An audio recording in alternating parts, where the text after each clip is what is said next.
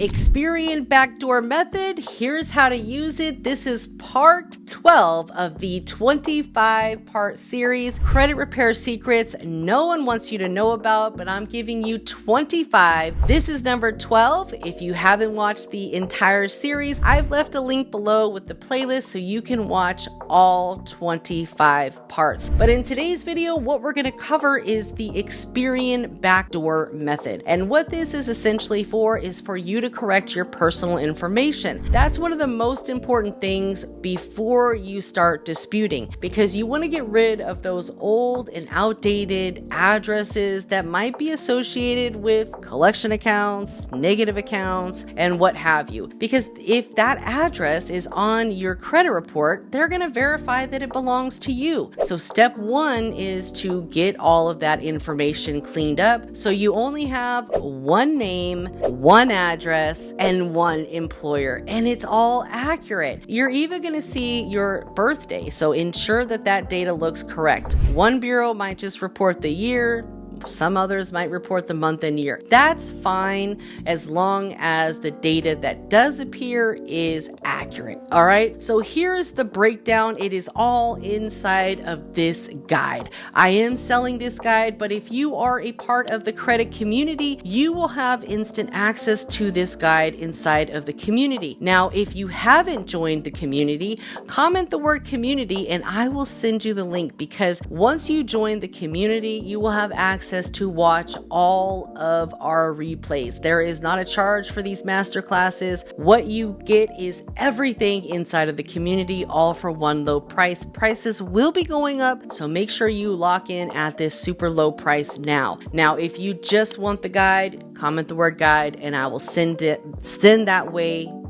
your way immediately. Okay. So first and foremost is logging into your Experian account. That is step one. Step number two is you're going to click on the credit tab inside of the Experian account. This is your normal Experian account that you would use to just view your credit reports. Okay. Number three is scroll to the quick action section and then we're going to file a dispute. Okay. Step four, we're going to proceed to the dispute center. And if you encounter any issues, just repeat the steps, because we want to get to the dispute center inside of our normal Experian application. All right. Now, step five is once you're in the dispute center, you're going to locate your report number. All right. And it's a 10-digit number and you'll see it. Soon as you get to your report, you will see this 10-digit number. You can copy it and paste it until later, or you can write it down. But we are going to need that 10-digit number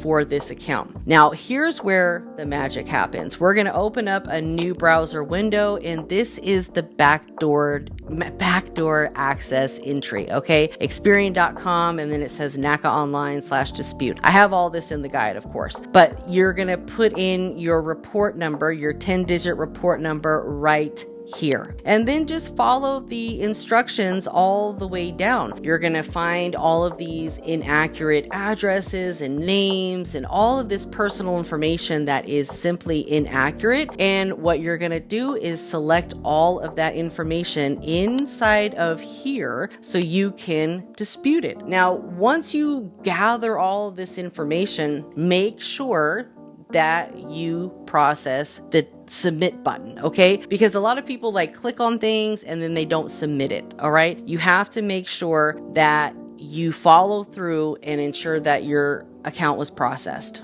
Now, here's where kind of the fun happens, right? So once you've entered all of your information and you've hit submit at the very bottom here, then it's going to take you to a form where you're going to scroll to the potential negative items, click on the account number, and check to see if the last four ID number matches the last four digits ID number from your address. If it does, remove the address as it's linked to that account. After you've removed the address, dispute the accounts. By removing the address that's associated with that account, then it's unlikely to be verified. All right. So that's why it's so important to go in, take the time to do this, and get rid of all of those old accounts. Like if you know you got bad blood at that account, get it off your credit. And this is just one of many ways to clean up your personal information with Experian. In the previous video, I think it was part 11, we talked about how to contact the credit bureaus. Okay, it's very easy. You can upload a letter as well. So say you go through this, they don't take off everything, whatever the case may be. You can also write out a letter and advise them to remove all of these negative items that you see inside of your account on a letter, and then upload it to Experian.com/upload. Upload is my favorite because it doesn't require a login, and you can easily upload a PDF and then call back in to follow up on that the next day or so later. Now, if you are a member of Experian, this is going to help because you get priority service with these type of things, and you're now a customer, not just an average consumer that's calling in. So I always recommend people sign up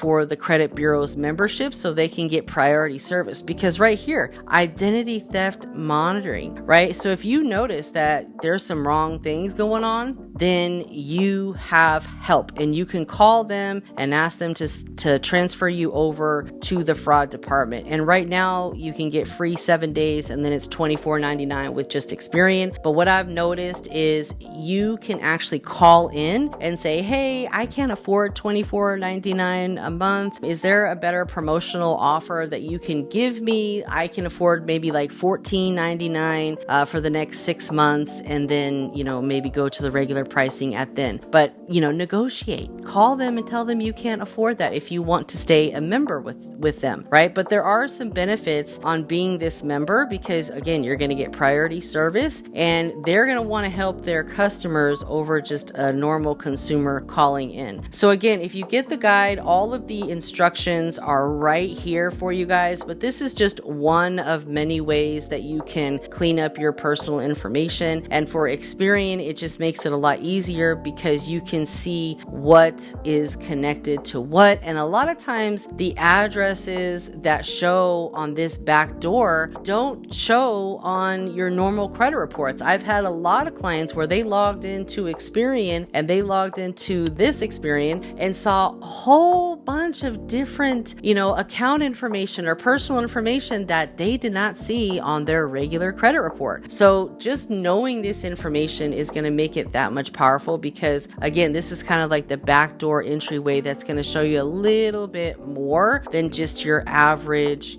profile information. And if you need help, feel free to reach out to me, guys. If you haven't already, make sure that you've subscribed to the channel. Watch the 25-part series of the credit repair hacks. This is what everyone's doing, but nobody wants to give you the game. Nobody wants to share the information, especially for free. People are charging big bucks for this type of information, and I give you the information that you need to know, not what you want to hear, okay? Because we all know if you knew better, you do better. Until next time, guys, I want to thank you for watching. Make sure that you comment, let me know if you found value in this, and most importantly, visit the description. It has all of the links that we were talking about, and most importantly, take action. I'll see you next time.